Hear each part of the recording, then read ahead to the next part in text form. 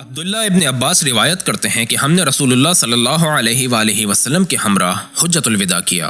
آپ علیہ السلام نے کعبے کی زنجیر کو پکڑا ہوا تھا اور ہماری طرف آپ علیہ السلام نے رخ فرمایا اور آپ علیہ السلام نے ہمیں اس طرح خطاب کیا: کیا میں آپ کو الساعت کے وقوع پذیر ہونے سے قبل کی نشانیوں اور علامات سے آگاہ نہ کر دوں؟ اس جگہ الساعت سے مراد حضرت امام مہدی علیہ السلام کا ظہور لیا گیا ہے۔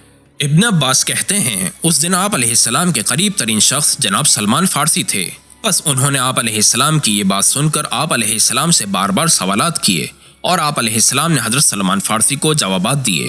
تفصیل کچھ اس طرح سے ہے۔ حضرت سلمان فارسی پوچھتے ہیں: جی ہاں یا رسول اللہ، ضرور بیان کریں۔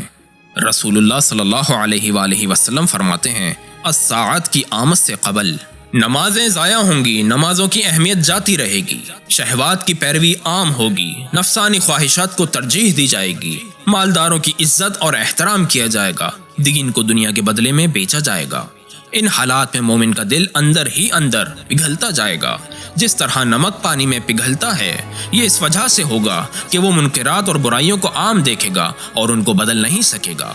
حضرت سلمان فارسی پوچھتے ہیں: یا رسول اللہ، کیا یہ ایسا ہی ہوگا؟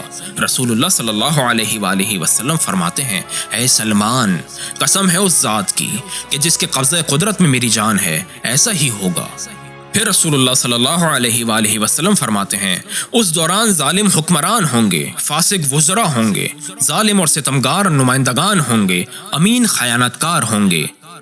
اس دوران گناہ نیکی کہلائے گا، خیانت کار کو امین سمجھا جائے گا اور امین کو خیانت کار سمجھا جائے گا۔ جھوٹے کی تصدیق کی جائے گی اور اسے سچا کہا جائے گا، سچے کو جھوٹا کہا جائے گا اور اسے جھٹلایا جائے گا۔ اس دوران عورتیں حکمران ہوں گی، لونڈیوں سے مشورے کیے جائیں گے، ممبروں پر چھوٹے بچوں کو بٹھایا جائے گا، جھوٹ بولنا مشغلہ ہوگا، زکوٰۃ دینے کو تاوان سمجھا جائے گا اور بیت المال کو لوٹ کا مال سمجھا جائے گا۔ انسان اپنے والدین پر ظلم کرے گا جبکہ اپنے دوست پر احسان اور نیکی کرے گا۔ دمدار ستارہ طلوع ہوگا۔ اس دوران بیوی اپنے شوہر کے ساتھ تجارت میں شریک کاروبار ہوگی، سازشیں کثرت سے ہوں گی، عزت دار لوگ غصے سے بھپرے ہوں گے، تنگ دست آدمی کی تحقیر کی جائے گی، بازار ایک دوسرے کے نزدیک ہو جائیں گے، کساد بازاری ہوگی، ایک کہے گا میں نے تو کچھ فروخت نہیں کیا، دوسرا کہے گا مجھے تو بالکل نفع حاصل نہیں ہوا۔ غرض ہر شخص اللہ تعالیٰ کی ناشکری کرتا نظر آئے گا۔ اس زمانے میں ایسی اقوام ظاہر ہوں گی کہ اگر ان کے خلاف بولو گے تو قتل کر دیے جاؤ گے، اگر خاموشی اختیار کرو گے تو آبرو ریزی ہوگی، عوام کے اموال کو لوٹیں گے، عوام کی عزتوں کو پاؤں تلے رون دیں گے، عوام کا خون بہایا جائے گا، عوام کے دل غیظ و غضب اور غصے سے ان کے خلاف بھرے ہوں گے، ان کے بارے رعب اور دبدبہ ان پر طاری ہوگا، عوام خوف زدہ سہمے ہوئے پریشان ہوں گے۔ اس دوران میری امت مشرق و مغرب کا رنگ پکڑے گی، میری امت کے لوگ کمزور پریشان ہوں گے، ان کی بے عملی کی وجہ سے مشرق و مغرب ان پر غالب ہوں گے۔ مشرقی و مغربی اقوام نہ چھوٹے پر رحم کریں گی، نہ بڑوں کی توقیر اور عزت کریں گی، اور وہ اپنی مخالفت اور نافرمانی کرنے والے کو نہیں چھوڑیں گے۔ وہ انسانوں کی شکل میں سنگ دل شیطان ہوں گے۔ ہم جنس بازی ہوگی، مرد مردوں پر اکتفا کریں گے اور عورتیں عورتوں کو کافی سمجھیں گی۔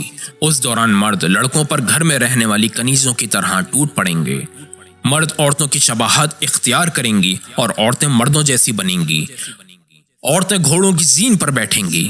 میری امت کی ایسی عورتوں پر اللہ کی لعنت ہے۔ مساجد کو مزین کیا جائے گا جیسا کہ بیع اور کنائس یعنی یہودی اور نصارہ کی عبادت گاہیں، ان کو مزین کیا جاتا ہے، قرآنوں کو آراستہ کیا جائے گا۔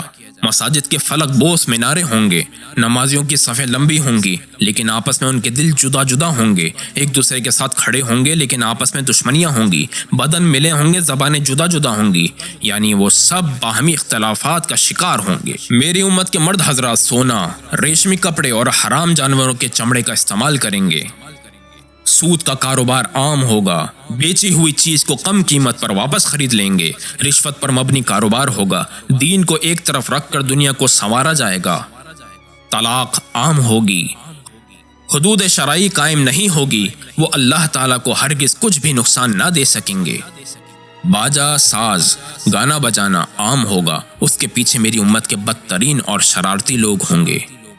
میری امت کے ثروت مند سیر و سیاحت اور تفریح کے لیے حج پر جائیں گے، اور درمیانے طبقے کے لوگ تجارت اور کاروبار کے لیے حج پر جائیں گے۔ فقراء اور غربا شہرت اور دکھاوے کے لیے حج کریں گے۔ اس دوران ایسے گروہ ہوں گے جو غیر خدا کے لیے فقہ یعنی علم شریعت پڑھیں گے۔ زنا سے ہونے والے بچوں کی کثرت ہوگی۔ قرآن پڑھنے میں غنا کا استعمال کریں گے۔ دنیا میں رغبت رکھتے ہوں گے۔ محترمات کی ہتک ہوگی۔ مقدسات کی بے احترامی عام ہوگی۔ گناہوں سے کمائی کی جائے گی۔ گناہوں کا ارتکاب کاروبار شمار ہوگا۔ برے لوگ نیکوں پر مسلط ہوں گے۔ جھوٹ عام پھیل جائے گا۔ ضد کرنا، جھگڑالوپن عام رواج پایا جائے گا۔ فاقہ عام ہوگا۔ لباس پہننے پر فخر و مباحات کریں گے۔ بے موسمی بارشیں ہوں گی۔ ساز، باجا، گانے کے آلات، غنا کے آلات، ڈھولک عام ہوں گے۔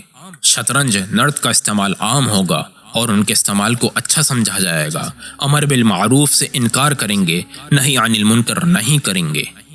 اس زمانے میں ایک مومن عام کنیز سے بھی زیادہ ذلیل ہوگا۔ اس زمانے میں قاریان قرآن اور عبادت گزار ایک دوسرے کو برا بھلا کہیں گے، ایک دوسرے کی ملامت و مذمت کریں گے۔ ملکوت و سماوات میں ایسے لوگوں کو ارجاس، انجاس، پلید اور نجس کے نام سے پکارا جائے گا۔ صاحب ثروت و مالدار فقیر سے ڈرے گا۔ اس کی حالت یہ ہو جائے گی کہ ایک محتاج ایک جمعے سے لے کر دوسرے جمعے تک اپنی حاجت پوری کرنے کا سوال کرے گا، لیکن کوئی بھی شخص اس ہاتھ پر کچھ بھی نہیں رکھے گا۔ پھر رسول اللہ صلی اللہ علیہ وآلہ وسلم فرماتے ہیں، روبیضہ بولے گا تو حضرت سلمان فارسی پوچھتے ہیں، میرے ماں باپ آپ پر قربان جائیں یا رسول اللہ، یہ روبیضہ کیا ہے جو بولے اور آواز دے گا؟ رسول اللہ صلی اللہ علیہ وآلہ وسلم فرماتے ہیں، اس سے مراد وہ شخص ہے جو ان سارے حالات میں خاموش تھا۔ وہ ان حالات کو دیکھ کر عوام کے مسائل کے بارے میں بول اٹھے گا اور تھوڑی تعداد کے علاوہ کوئی بھی ان کی بات نہ سنے گا۔